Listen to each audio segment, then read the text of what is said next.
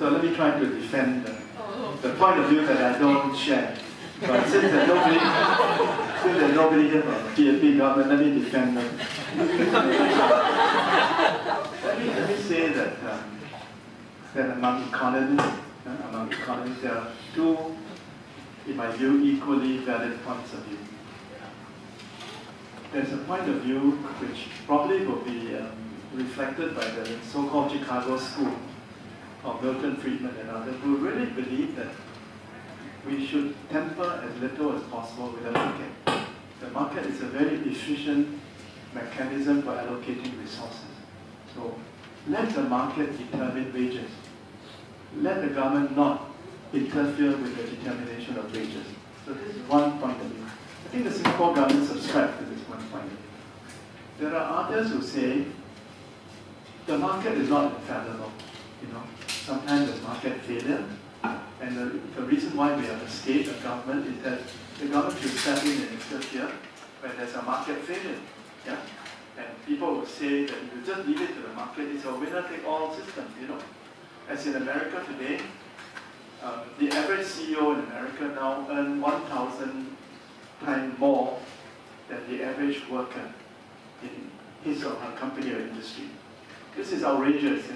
If you look at the world table, in most OECD countries, the average CEO, take Japan for example, the average CEO in Japan earned about 10 to 12 times more than the average worker.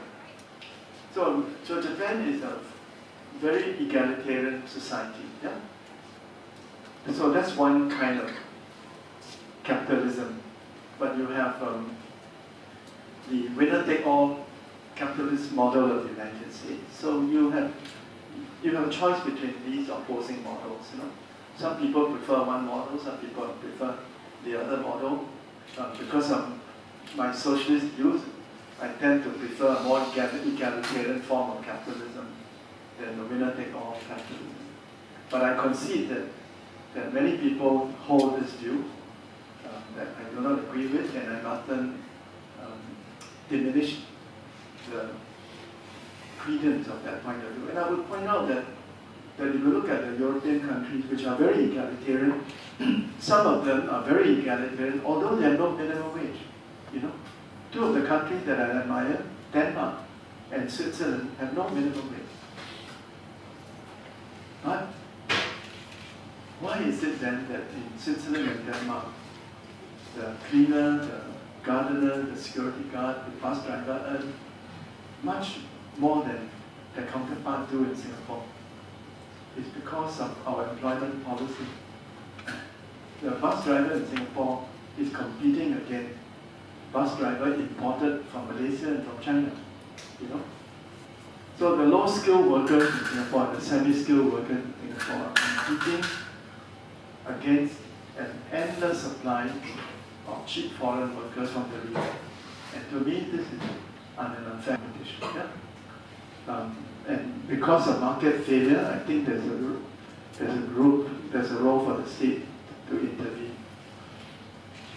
But I'm sorry to annoy you, but I would say the Singapore government say that our own invention of workfare is better than minimum wage. So how does workfare work? First of all, you must be employed. So this gives you an incentive to be employed. Then if you are earning a very low salary, I can't remember what the floor is now, the government will top up with a supplement. So this is one way to deal with low-wage workers in Singapore. So I would say that the refusal of the government to draw a poverty line can also be defended. I mean, I don't agree with it, but I can defend it by saying that drawing a poverty line is too rigid and flexible, because not every person or every household that earns less than the median line is necessarily poor. And that, on the other hand, some households that earn above the median line may be poor. The circumstances are different from family to family. So when you draw a line, when you set a minimum wage, it's a crude instrument. But if there's a common will by everyone in Singapore to help those who need help, that's all I'm asking for. It need not be a minimum wage. It's okay if you don't want to promulgate the poverty line, so long as we recognize that we live in an increasingly unequal society, that people at the bottom third of our social pyramid have a very hard time living in dignity and in material sufficiency. And this is not the kind of society that our founding fathers set out to build. A former ambassador of China to Singapore, Yang Wen-chang, when he was serving in Singapore, asked Mr. Lee Kuan Yew, what is your vision of the Singapore society you wish to build? And Mr. Lee replied, the ambassador, that my vision of the future Singapore is a Singapore that resembles an olive. You know how an olive is shaped, right?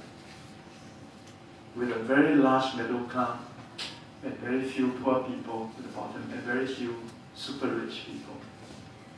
When I recently, with the help of some IPS colleagues, plotted the income distribution in Singapore and look at what does it look like. Does it look like an olive? No, it doesn't look like. It looks like a pear. Yeah, it looks like a pear. But with a very large number of people in the bottom half of our society.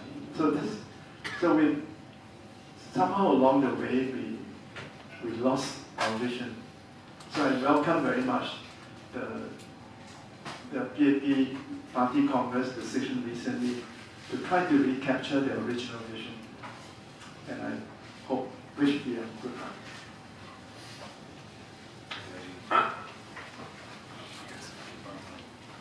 Good evening, Professor Koh. I'm from NUS High School.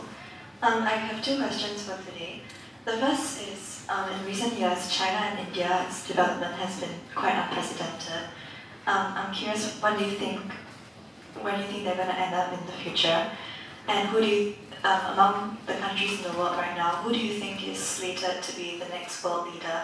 Do you think the US will still dominate in the years to come? My second question is about Singapore. Do you think Singapore, or what kind of role do you think Singapore is going to play in global affairs, or in the UN in the years to come, considering our size and our population? Thank you. You've actually asked me 3 questions.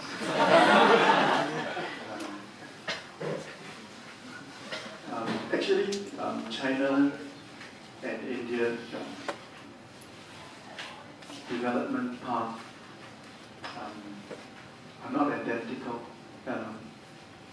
What is similar is that after 2 centuries, or more than 2 centuries, an Indian friend of mine had written a book in which he argued that India had been in stagnation and decline for 1,000 years. Maybe he goes back to the time when India was conquered by the Mughal emperor. It goes back to Emperor Ashoka. I don't know how far it goes back, but if we take liberty with history, I would say that both China and India had 2 very bad centuries. The 19th and 20th centuries were not good for either China and India. They were colonized, exploited, they lost their competitive edge, they gradually declined. At one time, these 2 countries accounted for 60% of the world economy 200 years ago. And then somehow they lost their way and gradually declined. And we are lucky that we are living in this moment in history when these 2 great civilizations are the rise, China and India. I wish the Indian would rise more rapidly and more consistently, but it's a big country. It is a big country. Unlike China, less homogeneous. It is a democracy which is more messy, so it makes political government much more difficult. But I'm optimistic for the future of both China and India. I won't say whether it's true or not that India will at some point overtake China.